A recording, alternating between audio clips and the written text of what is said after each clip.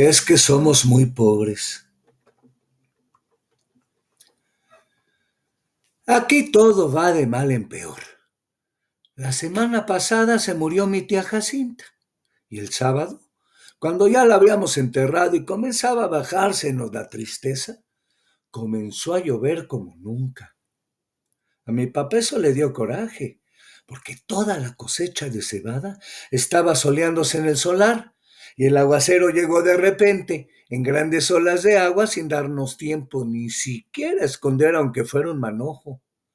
Lo único que pudimos hacer, todos los de mi casa, fue estarnos arrimados debajo del tejabán, viendo cómo el agua fría que caía del cielo quemaba aquella cebada amarilla tan recién cortada. Y apenas ayer, cuando mi hermana Tacha acababa de cumplir 12 años, supimos que la vaca que mi papá le regaló para el día de su santo se la había llevado el río.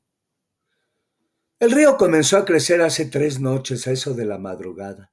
Yo estaba muy dormido y sin embargo, el estruendo que traía el río al arrastrarse me hizo despertar enseguida y pegar el brinco de la cama con mi cobija en la mano, como si hubiera creído que se estaba derrumbando el techo de mi casa. Pero después me volví a dormir, porque reconocí el sonido del río y porque ese sonido se fue haciendo igual, hasta traerme otra vez el sueño. Cuando me levanté, la mañana estaba llena de nublazones y parecía que había seguido lloviendo sin parar. Se notaba en que el ruido del río era más fuerte y se oía más cerca. Se olía como se huele una quemazón, el olor a podrido del agua revuelta.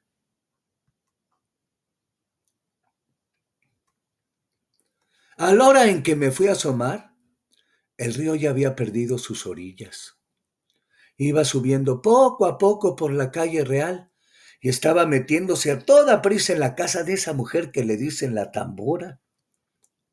El chapaleo del agua se oía al entrar por el corral y al salir en grandes chorros por la puerta.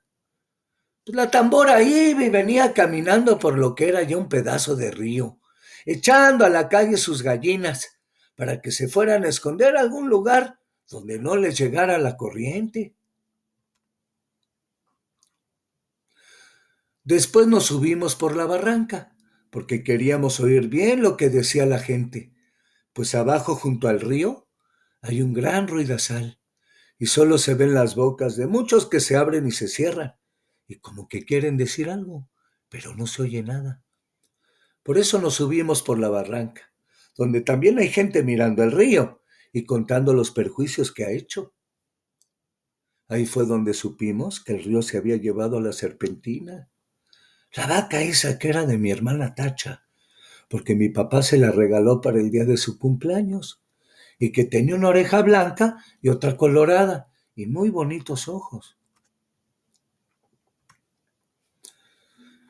No acabo de saber por qué se le ocurriría a la serpentina pasar el río este, cuando sabía que no era el mismo río que ella conocía de a diario. La serpentina nunca fue tan atarantada. Lo más seguro es que ha de haber venido dormida para dejarse matar así nomás por nomás.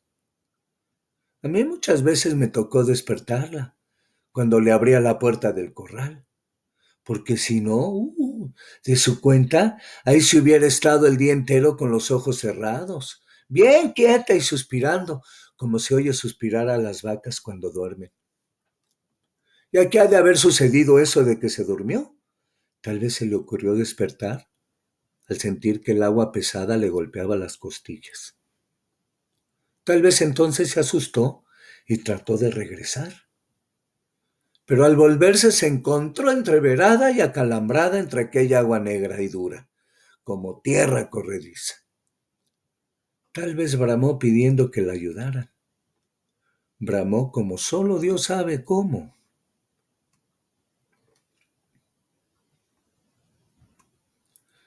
Yo le pregunté a un señor que vio, cuando la arrastraba el río, que si no había visto también al becerrito que andaba con ella.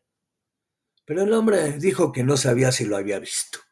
Solo dijo que la vaca manchada pasó patas arriba, muy cerquita de donde él estaba y que dio una voltereta.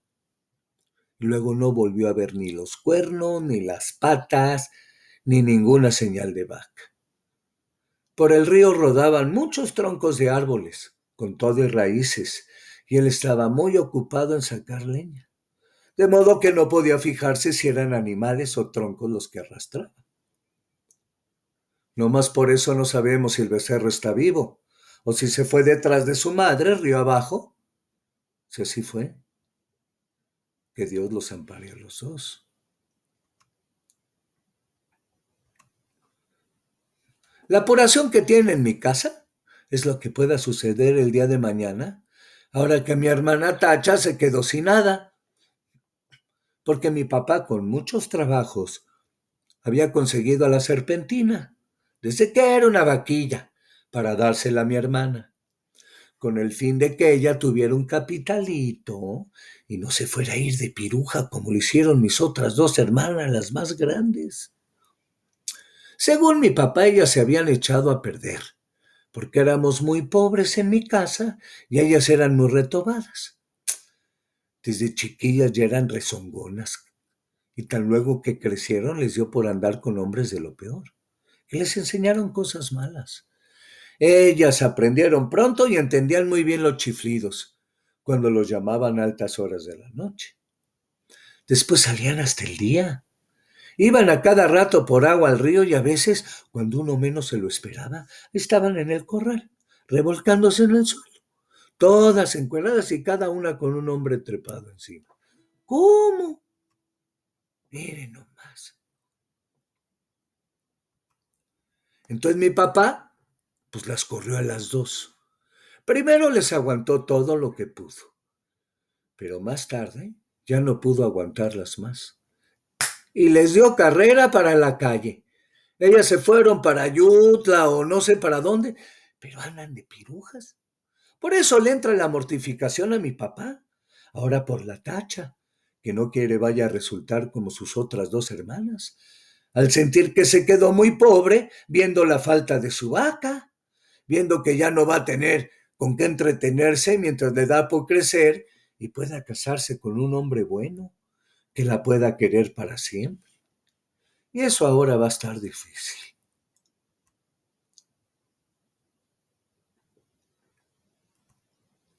Con la vaca era distinto. Pues no hubiera faltado quien se hiciera el ánimo de casarse con ella, solo por llevarse también aquella vaca tan bonita, oiga. La única esperanza que nos queda es que el becerro todavía esté vivo. Ojalá no se le haya ocurrido pasar el río detrás de su madre, porque si así fue, mi hermana Tacha está tantito así de retirado de hacerse piruja, y mi mamá no quiere. No, pues mi mamá no sabe por qué Dios la ha castigado tanto al darles unas hijas de ese modo, cuando en su familia desde su abuela para acá nunca ha habido gente mala. Todos fueron criados en el temor de Dios y eran muy obedientes y no le cometían irreverencias a nadie. Todos fueron por el estilo. ¿Quién sabe de dónde les vendría ese par de hijas suyas? Aquel mal ejemplo. Ella no se acuerda. Le da vueltas a todos sus recuerdos y no ve claro dónde estuvo su mal o el pecado de nacerle una hija tras otra con la misma mala costumbre. No se acuerda. Y cada vez que piensa en ellas llora y dice, ay, que Dios las ampare a las dos. Pero mi papá alega que aquello ya no tiene remedio, que la peligrosa es la que queda aquí, la Tacha, que va como palo de ocote, crece y ya tiene unos comienzos de senos que prometen ser como los de sus hermanas, puntiagudos y altos y medios alborotados para llamar la atención. Sí, dice, llenará los ojos a cualquiera donde quiera que la vean y acabará mal, como que estoy viendo que acabará mal. Esa es la mortificación de mi papá.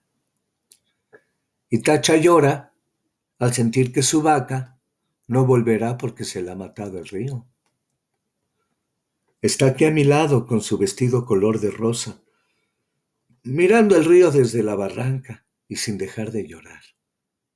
Por su cara corren chorretes de agua sucia, como si el río se hubiera metido dentro de ella.